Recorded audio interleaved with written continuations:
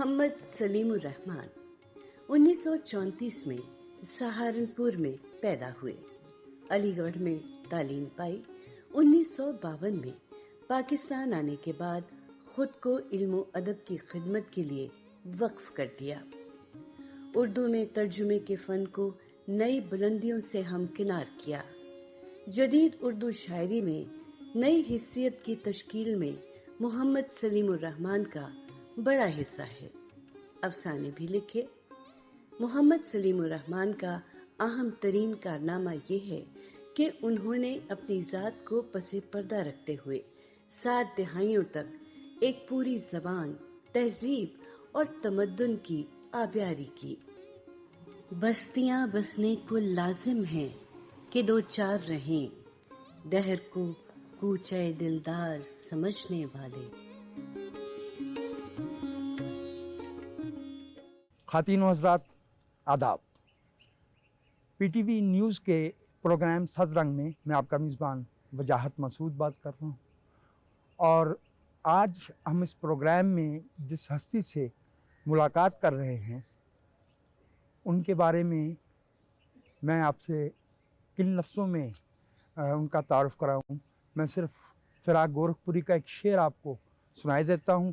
ہو سکتا ہے فراق گورکھپوری سے تعلق ہوئی ہو، لیکن محمد سلیم الرحمان کے تعارف میں اگر یہ شعر عرض کیا جائے آپ کے سامنے تو اس میں تعلق نہیں ہوگی کہ آنے والی نسلیں تم پہ رشک کریں گی ہم اسرو، جب یہ دھیان آئے گا ان کو تم نے فراق کو دیکھا ہے. افسانہ نگار، مترجم، شاعر، نقاد، لیکن اس سب سے بڑھ کے لاہور شہر میں گزشتہ 70-71 برس میں جو ادب کی دنیا پھیلی ہے، بڑی ہے، جن راہوں سے گزری ہے، وہ محمد سلیم الرحمان کی چھاؤں میں گزری ہیں. تو ہم ایک صدی سے ملاقات کر رہے ہیں. سلیم صاحب السلام علیکم. وعلیکم السلام. سلیم صاحب یہ فرمائیے کہ آپ کے آباء و اجداد میں بھی علم کی روایت تھی. آپ کے والد محترم عقیل الرحمان ندوی، مختار مسعود نے بھی ذکر کیا. مختار مسعود نے ان کے ذکر میں فرمایا کہ خودداری، علم اور درویشی. تو آپ میں یہ سب صفات پائی جاتی ہیں. آپ نے اس میں کوئی شعوری طور پہ اس راستے پہ چلنے کا اس درویشی تو خیر کوئی نہیں ہے، لیکن بس کوئی اس میں ارادے کا دخل زیادہ نہیں ہے.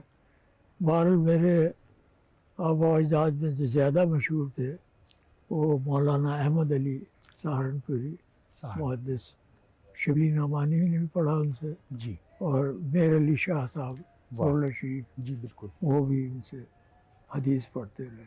واہ، تو میرا خیال ہے سب سے نمایاں نام تو انہی کا ہے. بالکل صحیح فرمایا آپ نے.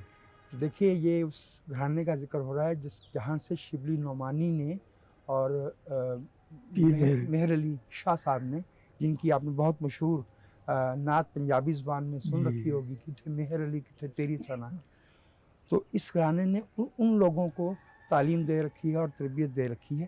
سلیم صاحب، میں نے کہیں پڑھا کہ آپ کے والد محترم نے آپ کو بچپن میں دارالارشاد پنجاب سے بہت سی کتابیں منگوا کے دی. وہ کوئی ہوں گی 25 قریب، اور میں غالب 12 روپے میں آ گئی. 12 روپے میں آئی. تو یہ 12 روپے ویل اسپینٹ. بالکل. یہ میں اس لیے یہ بات آپ تک پہنچا رہا ہوں کہ دیکھیے یہ جو والدین اپنے بچوں کو باقی چیزیں، دنیا کی کھلونے اور دوسری تفریحات، کھانا پینا سب مہیا کرتے ہیں، بچوں کے لیے کتاب کا تحفہ ان کی زندگی پہ اثر انداز ہوتا ہے. وہ 12 روپے نہیں تھے. وہ 12 روپے کا ہم جو ہے وہ جس سے کہیں گے کہ ہم اس کی قیمت آج ہمیں معلوم ہو رہی ہے کہ وہ کس قدر گراں قدر خدمت ہو گئی تھی، اور کس قدر گراں قدر تھا وہ ادارہ دارالارشاد جسے مولوی ممتاز علی نے شروع کیا، جہاں سے امتیاز علی تاج کے لیے پھول نکالا گیا بچوں کے لیے، جس کے مدیر جو ہے وہ غلام عباس رہے. الحمرا کے افسانے بھی ان میں شامل تھے، جی، انہی کتابوں میں. حفیظ جالندھری کی کتاب بھی تھی، عمر یار 2 جلدوں. اور بھی کہانیاں ہوئی لیکن جی جی یاد نہیں رہے. لیکن میں یہ عرض کرنا چاہوں گا کہ اگر گھر میں والدین پڑھنے سے دلچسپی نہ رکھتے ہوں تو بچوں کو کبھی شوق نہیں پیدا ہوا. بالکل بجا فرمایا ہے، بالکل بجا فرمایا آپ نے. سلیم صاحب یہ فرمائیے کہ 1952 میں جب آپ پاکستان تشریف لائے تو آپ نے مزید تعلیم حاصل نہ کرنے کا فیصلہ کیا اور اور میرا خیال تھا کہ فارمل ایجوکیشن سے اگر میں لکھنا پڑھنا چاہتا ہوں تو اس میں کوئی مدد نہیں ملے گی. زیادہ سے زیادہ ڈگری مل جائے گی. جی ہاں، ہاں ڈگریاں تو کاغذ کے ٹکڑے ہیں. وہ تو آپ نے تو جو ہے وہ اسی زمانے میں وہ 50 کی دہائی کے ابتدائی برسوں میں جب آپ یہاں تشریف لائے تو بمشکل 20 یا 22 برس کی عمر میں ہومر کو ترجمہ کیا اور ڈسی 22 برس کی عمر میں. تو اس کو تو جو ہے وہ بہت سے لوگ جو ہے وہ دیکھ کے گھبرا جاتے ہیں. اس کی ایسی قامت ہے. اصل میں وہ پینگوئن کلاسکس میں چھپی اور میں نے ایلیاد بھی پڑھی تھی اور اودیسی بھی. لیکن اودیسی میں کچھ رنگ الف لیلا کا بھی تھا اور وہ یہاں کے لیے مجھے زیادہ موضوع معلوم ہوئی. چھوٹی بھی تھی تو مجھے نہیں پتا تھا کوئی چھاپے گا یا نہیں. ویسے ہی میں ترجمہ کر دیا. درست فرمایا، درست فرمایا. اسی زمانے میں آپ نے انکاؤنٹر کو کچھ نظمیں انگریزی میں لکھ کے بھیجی. اسٹیفن اسپینڈر کی نظر سے گزری. انہوں نے ریجیکشن سلپ پر لکھا تھا. لیکن انہوں نے آپ کی زباندانی کی تعریف کی. انہوں نے کہا تھا انگریزی اچھی لکھتے ہو لیکن نظمیں بڑی کمزور ہیں. اور ان کی رائے درست تھی. بعد میں نے دیکھا تو واقعی ایسی ہی تھی. اسی زمانے میں وہیں احمد شجاع پیرزادہ صاحب کے توسط سے آپ کی ملاقات شیخ صلاح الدین صاحب سے تھی اور وہیں سے وہ سویرا میں آپ کو ریاض صاحب کے ساتھ ترجمہ انہوں نے دیا. شجاع صاحب نے شیخ صلاح الدین صاحب چونکہ ایک طرح سے وہ حنیف رامے کے گرو تھے. جی ہاں، ان کے ذریعے حنیف تک پہنچا تو انہوں نے اشاعت میں آبادی ظاہر کی. رامے صاحب کے ساتھ تو آپ کا تعلق جو ہے وہ اسی زمانے میں بن گیا. جی. اور ریاض صاحب کے ساتھ بھی. اور وہ ریاض صاحب کے ساتھ تو تعلق استوار ہے. جی صحیح درست فرمایا آپ نے. یہ فرمائیے کہ یہ جو انتظار صاحب نے کی روایت ہے کہ ایک دن احمد مشتاق نے جو ہے وہ خوش ہو کے ٹی ہاؤس میں خوش ہو کے یا جذباتی ہو کے بتایا کہ شیخ صلاح الدین نے کہا ہے کہ محمد سلیم الرحمن تھامس مان سے بڑے ادیب ہیں. ویسے شیخ صاحب ایسا مبالغہ کرنے والوں کرتے تھے. تھوڑا سا آپ پہ تو خیر ان کے خاص طور پہ آپ کی رہنمائی کرتے ہیں نا. میرے خیال میں 80 کی دہائی میں ان کا انتقال ہوا ہے. 86-87 90s میں. تو کچھ تھوڑا ان کے بارے میں تعارف ہو جائے دیکھنے والوں کو. شیخ صاحب کیا شخصیت تھے؟ شیخ صاحب ویسے تو لاہور امپرومنٹ ٹرسٹ میں ملازمت کرتے تھے.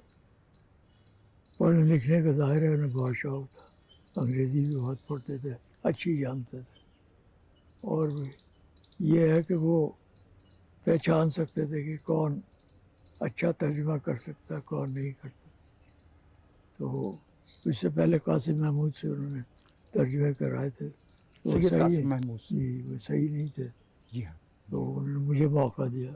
صحیح ٹھیک. اس زمانے میں لاہور میں اسی حلقے میں انتظار صاحب تھے، احمد مشتاق تھے، ناصر کاظمی تھے، مظفر علی سید تھے. سلیم صاحب آپ کو کبھی اس حلقے کا حصہ نہیں سمجھا گیا ہے؟ میں بہت جونیئر تھا نا ان سے. اور مظفر علی سید چونکہ پاکستان ایئر فورس میں تھے جی وہ لاہور عموماً کم آتے تھے. رائٹ. ان سے بعد میں ملاقاتیں ہوئیں. جی. اچھا انتظار صاحب کسی وجہ سے شیخ صاحب سے ناخوش ہو گئے تھے تو وہ نہیں آتے تھے وہاں. میں اور ناصر کاظمی اور شیخ صلاح الدین ہم تینوں ملا کے. تو انتظار صاحب کیا اس زمانے میں تیکھے تھے؟ جب ہم نے دیکھا تو ایسا نہیں تھا. نہیں کوئی وجہ ہوگی مجھے نہیں معلوم. میں نے کبھی پوچھا بھی نہیں ان سے.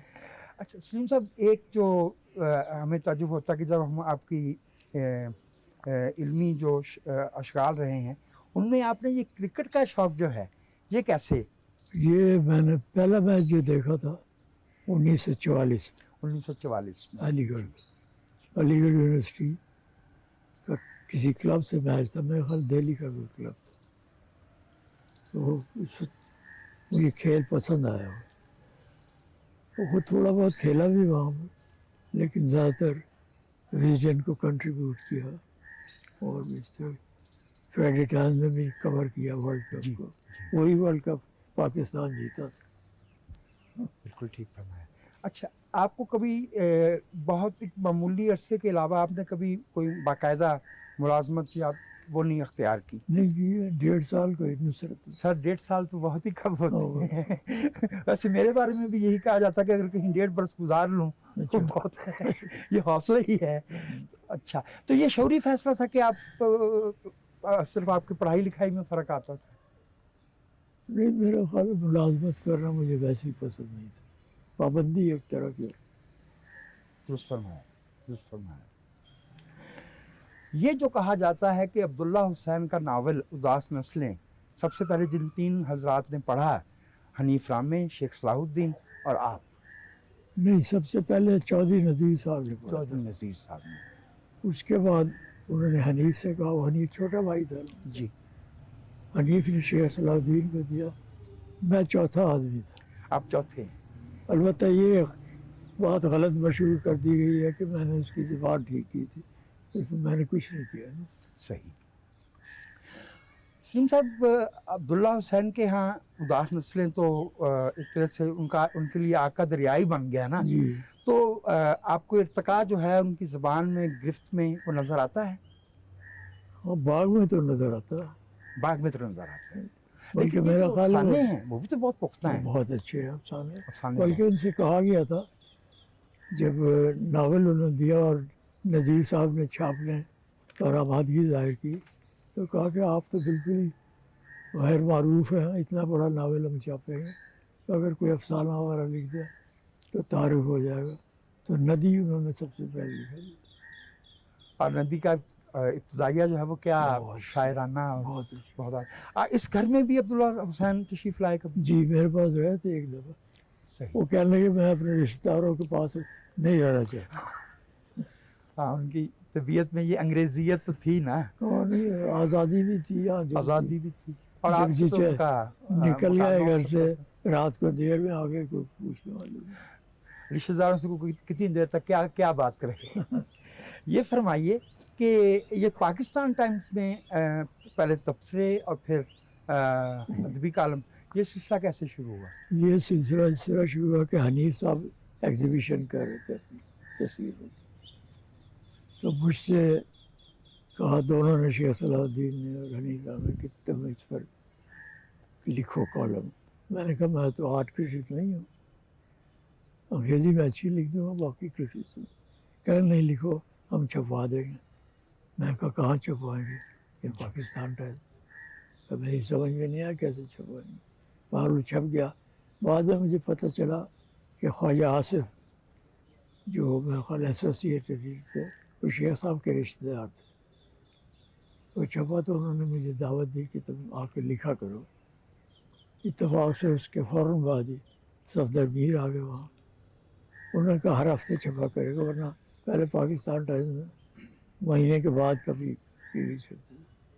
تو صفدر صاحب کا یہ تھا کہ وہ خود بھی لکھ سکتے تھے کتابیں اور پڑھتے ہی رہتے. کتابیں تو وہ بہت پڑھتے تھے. تو مجھے ان کی وجہ سے ہر ہفتے موقع ملا لکھنے. یہ 65 کی جنگ میں آپ زاہد ڈار اور کچھ دوسرے احباب؟ نہیں، زاہد ڈار کو لایا تھا ایک دن. اچھا. کیونکہ یہ خالی نہیں رہنے دیتے تھے گھر کو. صحیح. میرے بہنوں یہاں رہتے تھے اور بھی اس طرح. میں چلا گیا تھا اپنی بہنوں اور ان کے بچوں کے ساتھ صلاح الدین محمود کے گھر، میٹریگن کالج. کیونکہ یہاں آپ کو پتہ پہلی شام کو ہی گاؤں میں گیا تو گاؤں خالی ہو چکا تھا. سلیم صاحب، یہ صفدر میر اور منیر نیازی تو یہ بہت مختلف طرح کی، بالکل الگ الگ طرح کی ہستیاں تھیں، شخصیات تھیں. آپ سے ان کا تعلق جو ہے وہ ایک سانج میں تھا یا الگ الگ تھا؟ نہیں، منیر نیازی جو تھا اس جیسا آدمی تو کوئی اور تھا نہیں شاعر. بجا فرمایا. تو صفدر صاحب کے پاس وہ کبھی کبھار ہی آتا تھا، الگ ملاقات ہی ہوتی تھی. صحیح. لیکن علمی اعتبار سے صفدر صاحب کے ہاں تنوع زیادہ تھا.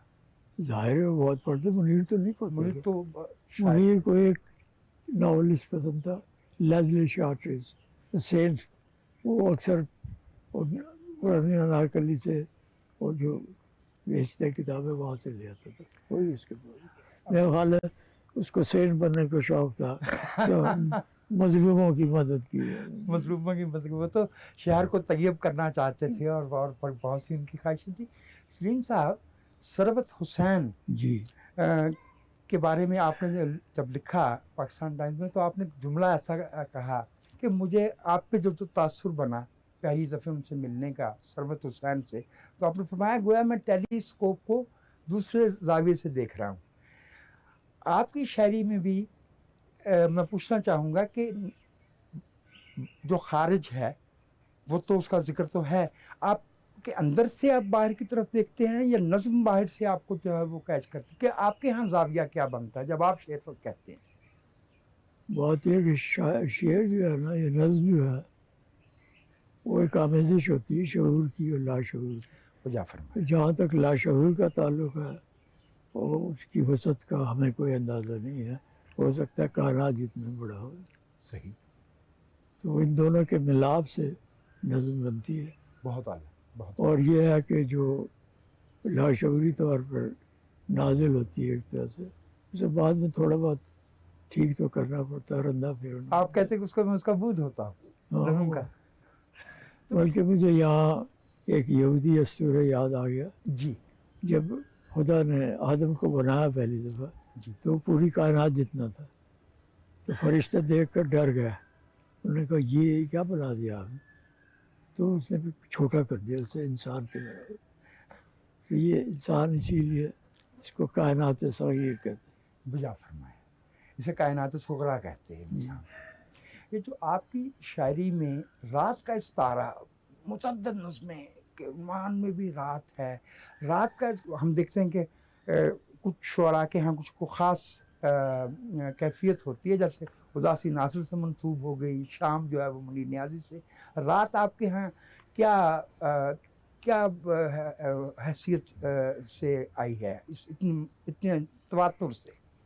ایک تو یہ کہ آپ کی آدھی زندگی رات میں گزرتی ہے، بجا فرمایا۔ پھر رات میں چونکہ خاموشی چھا جاتی ہے، جی تو بہت سے خیالات جو دن کے شور میں نہیں آپ کو سنائی دیتے، اس وقت آپ کو صاف سنائی دینے شروع ہو جاتی ہے۔ پھر رات میں آپ خواب بھی دیکھتے ہیں، رات میں آپ تازہ دم بھی ہو سکتے ہیں۔ جی، اور آپ کے ہاں تو مطالعے کا بھی رات وہ ظاہر ہے، وہ تو چلتے ہی رہتا ہے۔ آپ نے کہیں فرمایا کہ ترجمہ اطاعت مانگتا ہے۔ ظاہر ہے اگر آپ آنیسٹ ہیں تو پھر اصل کے مطابق ہی چلیں گے، ورنہ تو بہت آسان ہو جائے گا کام۔ ورنہ تو کام بہت آسان ہو جائے گا، بالکل آپ کو فالو کرنا ہے اپنی طرف سے جو ہے وہ اس میں۔ ہاں نہیں، اور لیکن اس میں یہ ہے کہ اگر آپ بہت قریب ہے، خاص طور پر اوریجنل آپ کے سامنے ہو، کیونکہ ترجمہ در ترجمہ جو ہے نا، اس میں نوانسز پہلے ہی غائب ہو چکے ہوتے ہیں۔ بجا فرمایا۔ تو اوریجنل سامنے ہو تو آپ بہت قریب رہ کر ترجمہ کر سکتے ہیں، لیکن وہاں بھی کچھ حدیں ہیں۔ بعض محاورے اردو کے یا انگریزی کے وہ ترجمہ نہیں ہو سکتے۔ مثلاً انگریزی میں کہتے ہیں بہت زیادہ بارش ہو رہی ہے، it was raining cats and dogs, اب اس کا لٹرل ترجمہ تو نہیں ہو سکتا کسی طرح بھی، موسلا دھار بارش۔ اسی طرح اردو میں لفظ ہے سالہ، اب یہ تحقیر کے لیے بھی استعمال ہوتا ہے، بے تکلفی کے لیے بھی، انٹینسیفائر بھی۔ مثلاً یہ ہے کہ سعادت تو اگر یہاں ہے تو ٹانگیں توڑ دوں، تحقیر ہے اس میں۔ یہ دوستانہ ہے کہ سالہ کھاتا کریں تیرے لیے پکایا۔ پھر ایک انٹینسیفائر یہ ہے کہ گھر سے نکلے ہی تھے کہ سالی آندھی آ گئی۔ اب اس کا ترجمہ نہیں ہو سکتا انگریزی کے، بالکل بجا فرمایا، اس کے قریب ہی جانا پڑے گا۔ ہاں تو آپ نے تو جیسے جو کارنر کو ترجمہ کیا ہارٹ آف ڈارکنیس، وہ تو براہ راست انگریزی میں آپ کی پہنچ میں تھا۔ چیخف جو ہے وہ پہلے آپ تک انگریزی میں پہنچا تھا۔ ہسپان بھی آپ نے کسی زمانے میں تھوڑی سی، اگرچہ وہ جو ہے لاس اوریلیو توربس، اس کی زبان بہت آسان ہے، اگر میں سامنے رکھتا اسے تو اس سے بھی مدد مل سکتی تھی۔ بجا فرمایا، بجا فرمایا، بالکل ٹھیک ہے، بالکل ٹھیک ہے۔ تو یہ تو ہم صرف میں تعارف کروا رہا ہوں دیکھنے والوں کو کہ جوزف کانریڈ، چیخوف کا ڈرامہ تھری سسٹرز، پھر آپ نے جو سمندری بگلا جو سیگل تھا غالباً، اچھا وہ شادانے کا باغ، چیری آرچرڈ، وہ آپ کرو گا میں کبھی پڑھا ہے تو ظاہر ہے وہ تو آپ نے. ہاں، لیکن میں چیری کا باغ ہی رکھوں گا. یہ چیری اب لفظ مانوس ہو گیا نا. شاید ہاں چیری اب تو مانوس ہو گیا، اب تو مانوس ہو گیا، اب تو مانوس ہو گیا. چیخوف کی ذات میں بھی کچھ دنیا سے فاصلہ رکھنا تھوڑا. آپ کو مرحوم آصف فرخی نے انویزیبل مین کہا. یہ جو انویزیبلٹی ہے یہ آپ نے جان بوجھ کے اختیار کی؟ تقریبات میں نہیں جانا؟ وہ میں سمجھتا ہوں بیکار ہی تھا، کچھ حاصل نہیں ہوتا مجھے. باقی چیخوف کا یہ ہے کہ وہ ڈاکٹر تھا، آپ کو پتا ہے، جی وہ الگ تھلگ تو رہ ہی نہیں سکتے تھے وہ لوگ. سلیم صاحب، آپ نے 7 دہائیاں لاہور میں گزاری. جس لاہور آپ آئے تھے وہ کیسا تھا، اور جس لاہور سے اب ہم گزر رہے ہیں فرق کیا آپ محسوس کر رہے ہیں؟ بہت بڑا فرق ہے. اس وقت تو لاہور بہت پرسکون اور بہت دلچسپ شہر تھا. آپ ہر جگہ پیدل جا سکتے تھے. صحیح. اب تو پیدل نہیں چل سکتا، شور اتنا ہے، ٹریفک اتنی ہے، بڑھ گیا ہے، بہت بڑھ گیا ہے. کیونکہ ہمارے ہاں کوئی پلاننگ نہیں ہوتی اور ہماری توجہ چھوٹے شہروں پر ہوتی بھی نہیں. اگر چھوٹے شہروں میں آپ اچھی یونیورسٹیز بنا دیں، اچھے اسپتال ہو اور بھی روزگار کے مواقع ہیں، تو لوگ بڑے شہر نہ آئیں. بڑے شہروں میں کیوں آئیں گے؟ اسی لیے آتے ہیں کہ انہیں بنیادی ضروریات ان کی پوری. یہ تو انفراسٹرکچر کی بات ہوئی. تو مدنی طور پہ بھی کچھ فرق پڑا اس دوران میں لاہور میں اور پاکستان میں؟ پہلے لوگ جس طرح ملتے تھے اب نہیں ملتے، فاصلے اتنے ہو گئے. مثلاً سہیل احمد خان جی تقریباً ہر شام کو آتے تھے ٹی ہاؤس. بعد میں انہوں نے آنا چھوڑ دیا. میں نے کہا تم آتے ہی نہیں کوئی یہاں. کہنے لگے کہ میں یہاں سے ڈیفینس جاتا ہوں گھر، اس کے بعد میں دوبارہ نہیں آ سکتا. لیکن یہ کہا گیا ہے کہ ایک زمانے میں اورینٹل کالج میں جب سہیل صاحب پڑھا رہے تھے، سہیل احمد خان، تو آپ ہفتے میں ایک خاص دن جو ہے وہ ان سے ملنے جاتے تھے. جی سی میں بھی جاتا رہا، گورنمنٹ کالج میں بھی جاتے تھے. ٹھیک. اور یہ پھر اسی طرح سے اب آپ نے ریڈنگ کے بارے میں کہا جائے کہ آپ کا برین چائلڈ ہے. ہاں میں نے ہی کہا تھا ان سے کہ انوار ناصر صاحب سے کہہ رہے تھے کیا کروں میں. انہوں نے کسی زمانے میں، شاید آپ کو پتہ نہیں ہوگا، یہ میڈیکل اسٹور بھی کھولا ہوا تھا. ایم بی بی ایس ہے نا وہ. جی ہاں، ناصر صاحب M B B S doctor ہیں. تو وہ چھوڑ دیا تھا، تو بعد میں کہنے لگے کہ کچھ سمجھ میں نہیں آتا کیا کروں. تو اس زمانے میں لوگ منگا رہے تھے کتابیں یہ سیکنڈ ہینڈ، بہت کئی جگہ. میں نے کہا آپ یہ کام کریں، آپ ان لوگوں سے بہتر کر سکتے ہیں. انہیں تو پتہ ہی نہیں ہے کہ جو کتاب ہے یہ اچھی ہے یہ بری ہے. تو میرے کہنے پر انہوں نے شروع کیا، تو بہت کامیاب رہے. اگرچہ بہت کامیاب اب تنگ ہے موجودہ حالات سے. آپ نے ویئر ہاؤس نہیں دیکھا ان کا، شاید بہت اچھا ویئر ہاؤس. پچھلی طرف جو ہے اس کے، جی ہاں وہ میں نے دیکھا ہے. اور وہ باقاعدہ ایک ادارہ بن گیا. اور یہ جو شکایت ہے کہ اگر لوگوں کو اچھی کتاب جو ہے وہ میسر آئے تو وہ پڑھیں گے تو بالکل پڑھتے ہیں. اور یہ صلاح کار کا کام آپ نے صرف ریڈنگز کے ساتھ ہی نہیں، اور بھی بہت سے ادارے آپ سے مشاورت کرتے رہے ہیں کتابوں کے انتخاب میں، کیا شائع کیا جائے کیا نہیں کیا جائے. نہیں اور تو کوئی نہیں کرتا.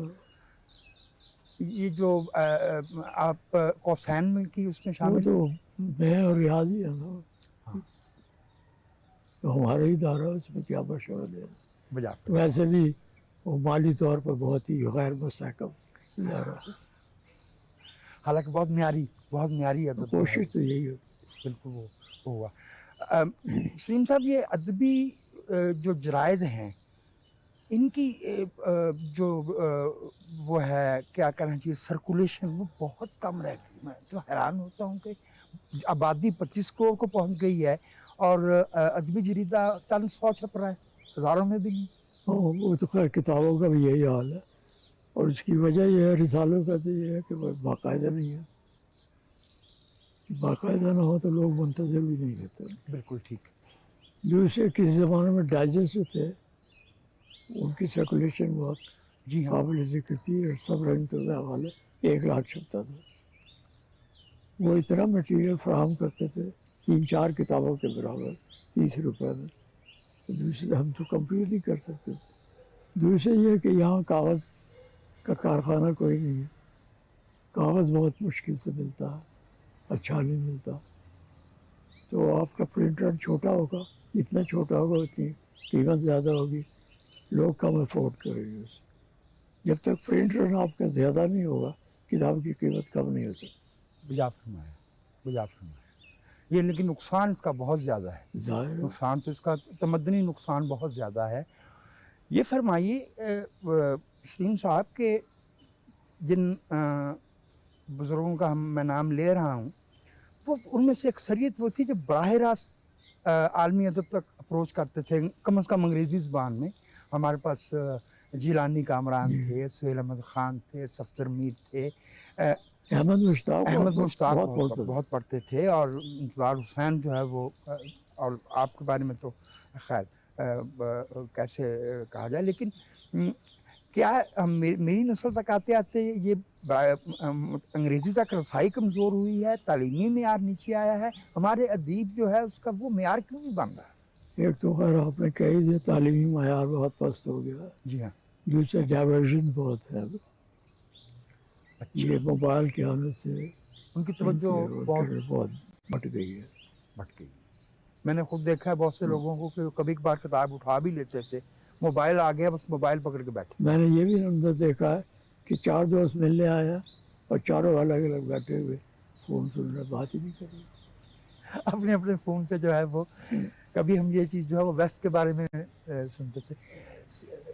سلیم صاحب، یہ جو آپ نے یہ جسے کہنا چاہیے کہ ناقدانہ نظر ہی تھی نا، جس کی اتنی عزت اور اتنا احترام کیا جاتا تھا ملک بھر میں، کیسے ہم جو بڑا ادب ہے یہ نسلوں کا امتحان پاس کرنے کے بعد بڑا ادب کہلائے گا، یا بڑا اچھا ادب جو ہے وہ آئے گا اور تسلیم کر دیا جائے گا؟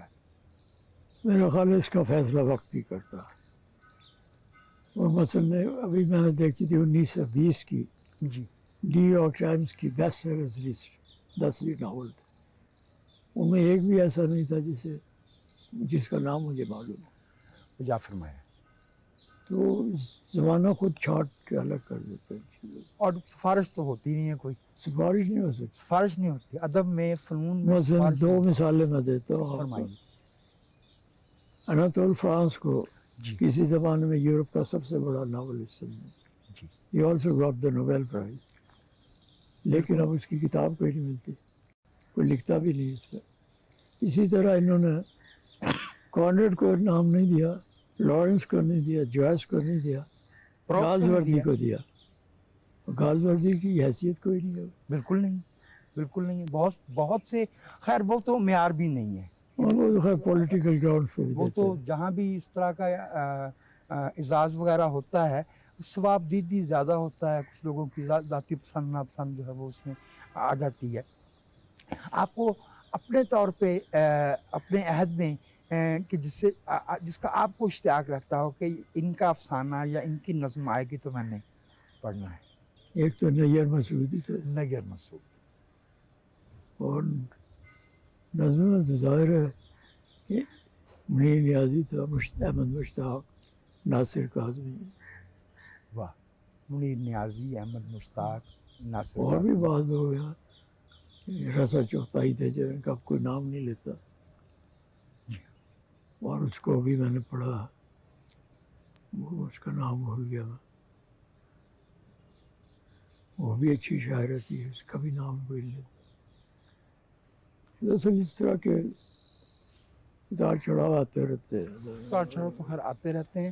ادب ایک تمدنی ادارے کے طور پہ ریلیونٹ ہے آج کے معاشرے میں؟ میرا خیال نہیں ہے. نہیں. بلکہ شاعری جو ہے نا انگلینڈ اور امریکہ میں تو پڑھی بھی نہیں جاتی. مجھے یاسمین حمیدی بتا رہی تھی کہ پہلے جاتی تھی نیو یارک وغیرہ تو شاعری کا جو خانہ تھا بہت بڑا ہوتا تھا، اب اتنا سا رہ گیا. شاعری آپ سے تقاضا اتنا کرتی ہے کہ جو بے پرواہی سے پڑھنا چاہتے ہیں وہ تو پسند ہی نہیں کرتے پڑھنا. وہ ان تک نہیں پہنچ پاتی. وہ تو ایک پرانا طریقہ بتایا تھا 19ویں صدی کے کچھ ناقدین نے کہ بھئی اچھے نمونے طالب علموں کے سامنے لائے جائیں.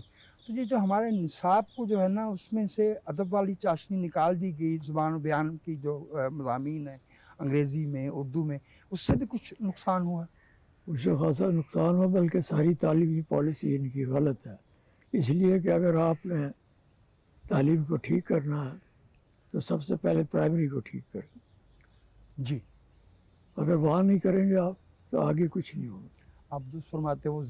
وہ عمر کا جو حصہ ہے اس میں جو ذہن پہ نقش بن جائیں گے وہ ساری زندگی ساتھ چلیں گے.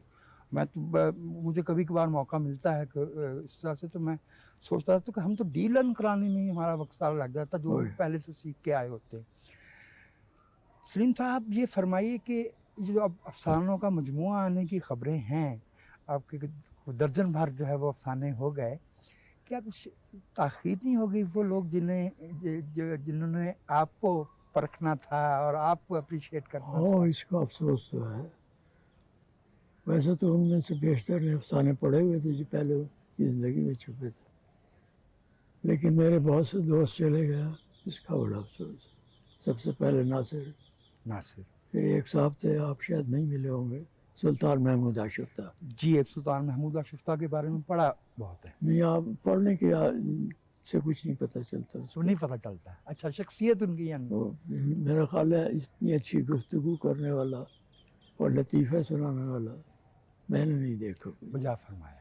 اور پنجابی شاعر بہت اچھے تھے. صحیح. پھر اس کے بعد شیخ صلاح الدین فوت ہو گئے، صفدر میر ہو گئے، صلاح الدین محمود جو میرا کلاس فیلو تھا فوت ہو گئے، منیر چلا گیا. پھر میرے ایک دوست تھے وہ بھی اچانک فوت ہو گئے، محمود گیلانی. بالکل. یہ تو میرے خیال میں کوئی 12-15 برس پہلے کی بات. جی 2012 میں. زیادہ عمر کا یہ نقصان ہوتا ہے، آپ کے دوست پہلے ہی چلے گئے. آپ کو ایک تنہائی جو ہے وہ آ لیتی ہے. اور نوجوان ہی مل گیا، یہ دوست تو نہیں ہے، برخوردار ہیں. یہ اس میں کیا ہے، یہ چند چہرے نظر آ رہے ہیں لیکن ایک پورا زمانہ آپ کا برخوردار ہے.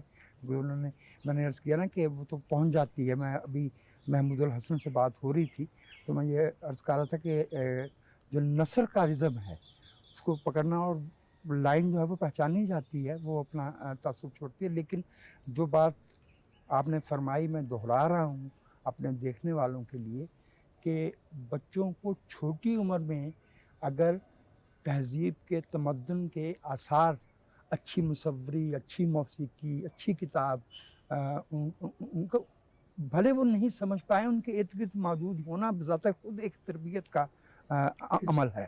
وہ یہ بہت ضروری ہے. مجھے جہاں گرد کی واپسی وہ جو بالکل نیلے اور لال والے اس میں آئی تھی تو مجھے یاد ہے کہ وہ حالانکہ سمجھ نہیں آتی تھی لیکن وہ بچے کے لیے ویسے لفظ کی جو دریافت ہے یہ بذات خود ایک عمل بن جاتا ہے.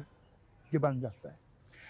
سلیم صاحب آپ ہمارے دیکھنے والوں کو اپنے تجربے کی روشنی میں کچھ تہذیب کے بارے میں، کچھ ادب کے بارے میں کچھ بتانا پسند فرمائیں گے؟ میرا خیال ہے اس پیغام کا کوئی فائدہ نہیں. یہ کثر نفسی نہیں. آپ کو اتنے، آپ کے پاس پورا دین موجود ہے، اس میں کیا کچھ نہیں ہے جس پر ہم بالکل عمل نہیں کرتے. اور ہزاروں لوگ گزرے ہیں جنہوں نے بہت کچھ سمجھایا ہے. آپ دیکھ لیں پاکستان میں کوئی عمل کرتا ہے، میرے پیغام دینے سے کیا ہوگا. تو سلیم صاحب پھر یہ جو تخلیق کی مشق ہے یہ خارجی دنیا کے لیے بیکار ہو گئی؟ خطرہ تو ہے اس بات کا. اس کا خطرہ ہے کہ وہ داخل پر، لیکن وہ تو اس کا محدود ہوتا چلا جائے گا. اب یہ آ گیا نا artificial intelligence which is very dangerous I think. اس کے امکانات کسی وقت وہ کہہ سکتے ہیں انسانوں سے کہ تم کیا کرتے رہتے، کھانا پینا سوتے ہو, ہمیں دیکھو ہم نہ کھاتے ہیں نہ پیتے ہیں نہ سوتے ہیں, we work all the time, بیکار ہو بالکل. تو آپ کے خیال میں اس کا امکان ہے کہ مطلب یہ اگر آپ فیڈ کر دیں اے آئی کے ذہن میں ایک سپر کمپیوٹر, کون آدمی اس کے سامنے ٹھہر سکے گا؟ کیا فرمائیں. تو کیا آپ دیکھ رہے ہیں کہ اس کا امکان کہ ٹیکنالوجی جو ہے وہ پورے انسانی تمدن پہ جو ہے وہ حاوی ہو جائے؟ اور اس کا خطرہ موجود ہے. اس کا خطرہ جو ہے وہ موجود ہے. آپ نے تو فرمایا کہ شاید ادب اور دیگر جو تخلیقی سرگرمیاں ہیں وہ شاید معاشرے میں اب اس سطح پہ ریلیونٹ نہ رہیں, لیکن نسل در نسل جو ہے وہ ہم معاشرے کو بدلتے ہوئے تو دیکھتے آئے ہیں. سلیم صاحب, یہ جو انسان کی طلب ہے حسن کی, تناسب کی, یہ کیسے انسان کے اندر سے نکلے گی؟ یہ بھی نکل جائے گی, میں کیا, یہ بھی ختم ہو جائے گی.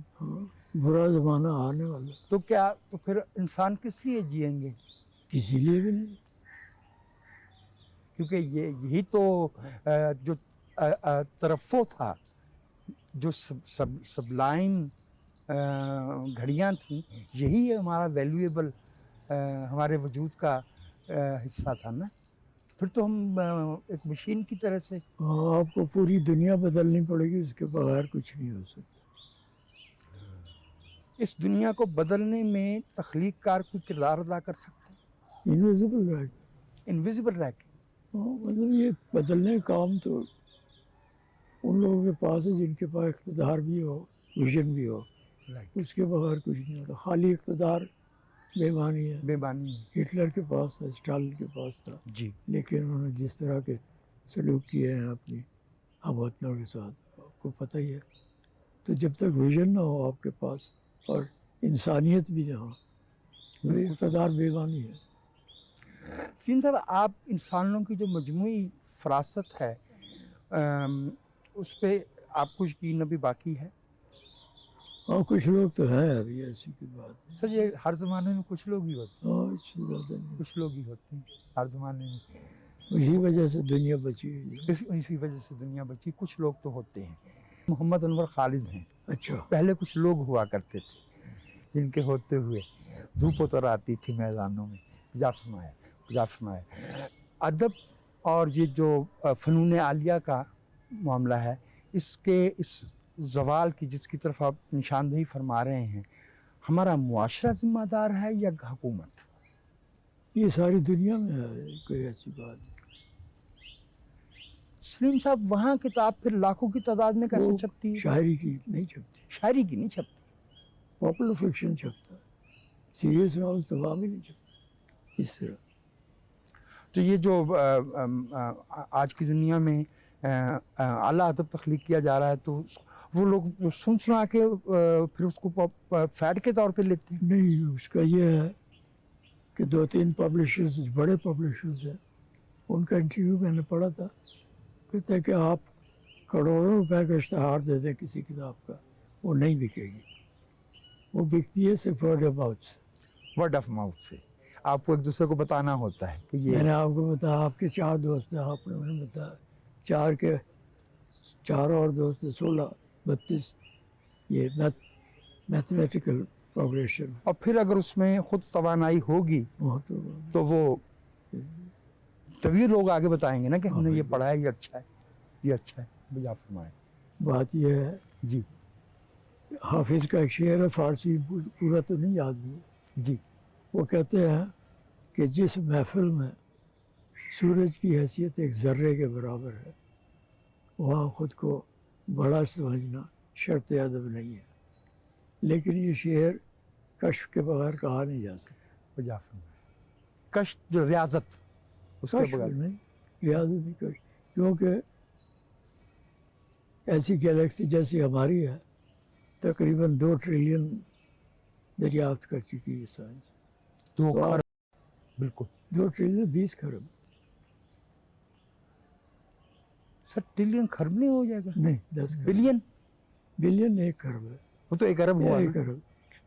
ٹریلین 10 خرب. 10 ارب ہوا. 10 خرب. 10 खरब और 2 ट्रिलियन हाँ। कायनातें जो है, गैलेक्सीज, गैलेक्सीज जो है वो जबकि हमें अभी कायनात की ओर छोर का पता ही नहीं है। मालूम ही नहीं है। मुजाफर में अगर इसको आप फर्ज करें कि हर गैलेक्सी में 4 अरब सितारे हैं और उनके 5 सैयारे हैं, हर एक के हिसाब लगाते जाए कितना होगा। मुजाफर में तो ये चीज़ हाफिज़ ने को दिखाई गई है, और आज खुद तो नहीं कह सकता कि सूरज जहाँ जर्रे के बराबर। सही, बिल्कुल वो तो पहुंच जाता है। गालिब 19वीं सदी में बहुत सी ऐसी चीज़ों तक पहुंचे हुए थे जहाँ जो है वो इंसानी शऊर आखिरी सतह पे था, वो उस तक पहुंचे हुए थे, बल्कि पेश भी नहीं कर रहे थे। हाँ, दास्तानों में भी है। दास्तानों में भी ऐसे मसलन अफर साहब जो है वो खुद नहीं होता, वहाँ होलोग्राम होता है उसके बैठ कर। सही, है दास्तान, विजुअल रियलिटी का भी जिक्र है दास्तानों में, टेलीविज़न का भी है। जो चीज़ आदमी इमेजिन कर सकता है वो ईजाद भी कर सकता। जो चीज़ इंसान तख़य्युल जिसका अदा कर सकता है उसे ईजाद भी कर सकता है, उसे किसी बना वक्त भी सकता है। तो इसीलिए वो कहता था ना कि हमने दश्त इम्कान को एक नक्शे पा पाए। तो इसीलिए सिम साहब अपना कुछ कलाम, अपनी कोई नज़्म जो आपको पसंद हो। इतनी मोहब्बत करने वाले फिर न मिलेंगे, इतनी मोहब्बत करने वाले फिर ना मिलेंगे, छोड़िए सारे धंधे, अपने धंधे दुखड़े हीले, इनकी ठंडी छाँव में बैठ के 2 दिन जी ले। वाह, कहने को तो चाक बहुत जामों के सिलेंगे, जान का गलियर बाना किसने सी के दिया है, वाह, सुई धागा फेंक सदा कोई ना जिया है, सुई धागा फेंक सदा कोई ना जिया, रूखी सूखी खा पर न बन रूखा सूखा, सब हैं संगी सोने कोजे गोरे काले, चाहे जा फिर कब नहीं होंगे चाहने वाले, वाह, चाहे जा ना कर चिंता कौन यहाँ पर भूला चूका, राह में कोई नहीं पल भर भी अकेला, यार ने बाह पकड़ ली तो बदमाश भी मेला। वाह, वाह, वाह, बहुत आला, बहुत आला। सिम साहब आपका बेहद शुक्रिया, आपने हमें जो है वो एक अहद की जो है वो सैर कराई, और आप एक साथ ये पीटीवी न्यूज़ का भी एजाज़ है। मेरे जैसे खाकसार के लिए तो इतनी इज़्ज़त जो है वो कहाँ मिलती है, खुशी इतनी फरावानी से का मामला है। कहाँ आपकी सैर बात कर रही है ज़रा